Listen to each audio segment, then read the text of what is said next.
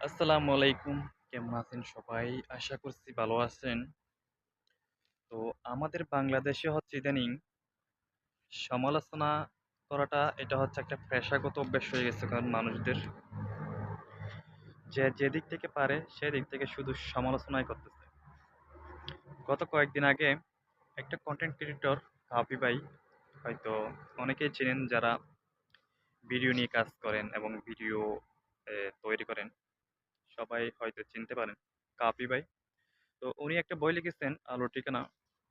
এবং ওনার দোকানে ওই বইটি বিক্রি করার সময় ২ টা মেয়ে ছিল দোকানের সামনে। একটা মেয়ে হচ্ছে শাড়ি পরা, আরেকটা মেয়ে হচ্ছে বোরকা পরা।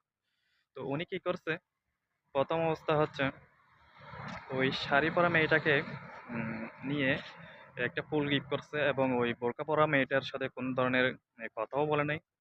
তো এখন সেই ২ টা মেয়ে নিয়ে কিন্তু অনলাইনে সোশ্যাল মিডিয়ার মধ্যে কিন্তু তোলপাট এখন সমালোচনা হচ্ছে।